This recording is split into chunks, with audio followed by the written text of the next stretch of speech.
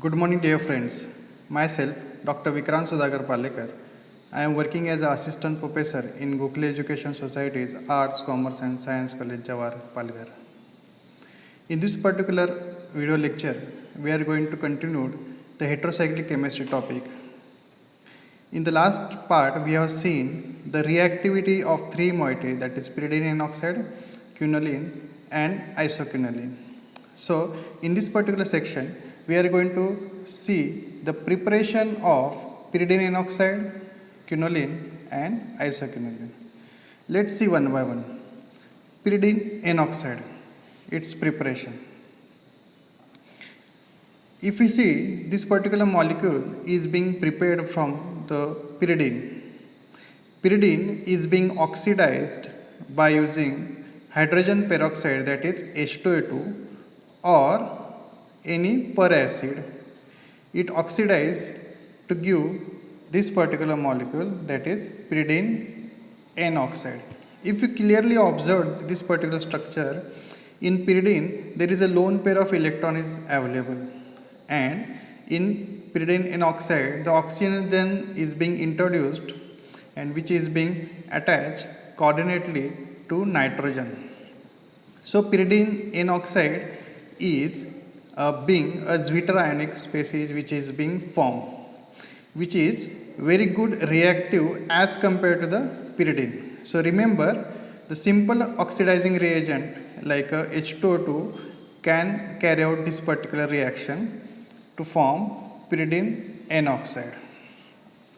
This particular oxidation reaction can also be carried out by another reagent called as a metachloroperbenzoate, that is being called as a MCPBA. So it is also used at commercial level. So remember the preparation of pyridine N oxide by simple oxidation of pyridine by reagent H2O2. In the next part, we are going to see the preparation of quinoline by Scarp synthesis. Scarp's synthesis is one of the very important synthesis for preparation of quinoline. It is being used at commercial level also. So there are 4 steps. We will see step by step.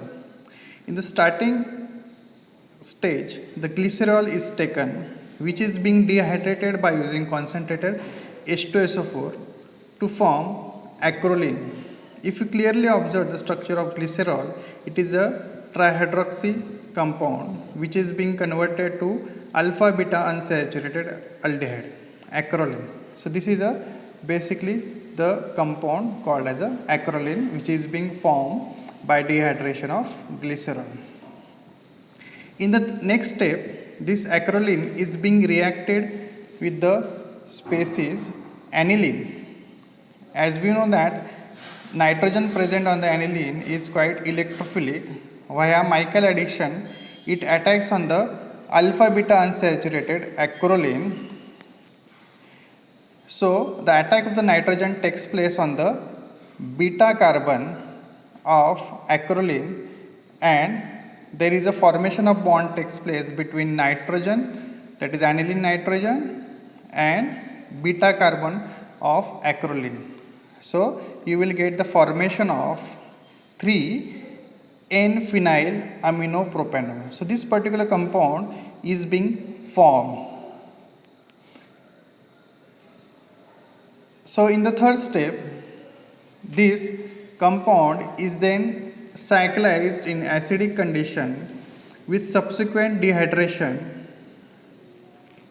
to form this particular compound, which is being called as a 1,2-dihydroquinone. Okay, so this particular bond is being newly formed, you can see with the help of red color. So that is, we can say, as a part of the cyclization reaction which is being carried out. In the last step, there is a dehydrogenation, means removal of hydrogen takes place to form quinoline with the help of nitrobenzene, which acts as a oxidants. So whatever the hydrogen, one hydrogen from this particular carbon and one hydrogen from the nitrogen which is being eliminated, So that particular reaction is called as a dehydrogenation. Dehydro means D means removal, hydrogenation means hydrogen molecule. To form this particular final compound or our desired compound, quinoline. So this is a commercial method, that is SCAF method, which proceeds through 4 steps to form the quinoline moiety. We have to remember the SCAF synthesis for the preparation of quinoline moiety. Next, we will see the preparation of isoquinoline by Wechsler-Napelski synthesis. This is one of the important syntheses for the preparation of isoquinoline. Let us see one by one step. It is also 4-step reaction. So in the first step, the aromatic aldehyde, that is benzaldehyde, is being taken, which is being reacted with the reactive nitromethane. So in presence of base. So what will happen? One of the hydrogen is being eliminated from this particular carbon, and what will happen? It attacks on the electron deficient carbonyl carbon of benzaldehyde and it forms nitrostyrene. So this particular structure is being formed. You can clearly observe this particular bond is being newly formed. Okay. So in the first step, nitrostyrene is formed by condensation of benzaldehyde and nitromethane. So what will happen in the next step? There is a reduction of nitro group takes place. As we know that nitro groups can be easily reduced into amino group with the help of reducing reagent. In this case, lithium aluminum hydride as a very reactive reducing reagent being used to form beta phenyl ethylamine. So this particular compound is being formed in the second step, just the reduction of nitro group into amino group. So in the next case, there is a acetylation reaction takes place. More specifically, I will say there is a N-acylation reaction takes place. So that is a reaction between beta phenyl ethylamine, which is being formed in the second step, which is being reacted with the acid chloride. Okay. So there is a simple condensation reaction takes place. The nitrogen is being attacked by the carbonyl carbon and you will form this particular compound. Okay. So there is a simple N-acetylation reaction takes place with the removal of hydrogen chloride. In the last step, that is being compound formed in the third step, is reacted with the PCl5 to form the cyclization compound. Okay. So there is a cyclization takes place in between the 2 rings, and you will find in the next step this particular species is formed. It is being called as a 3,4-dihydroisoquinone. So this 3,4-dihydroisoquinone in the next step reacted with the palladium carbon at 100 degrees Celsius to form isoquinoline as our desired compound. So this is how, with the help of 4 different single stage preparation, we can prepare the isoquinoline moiety by Wechsler-Napelski synthesis.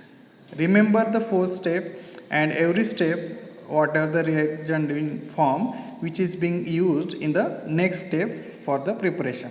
So this is the preparation of isoquinoline by Wechsler-Napelski method. So in this particular video session, we have seen the preparation of 3 moieties. So what are the takeaway points or what things we need to remember? First, how we can prepare the pyridine N oxide by simple oxidation of pyridine by using H2O2 or any peracid. This is how we can prepare pyridine N oxide.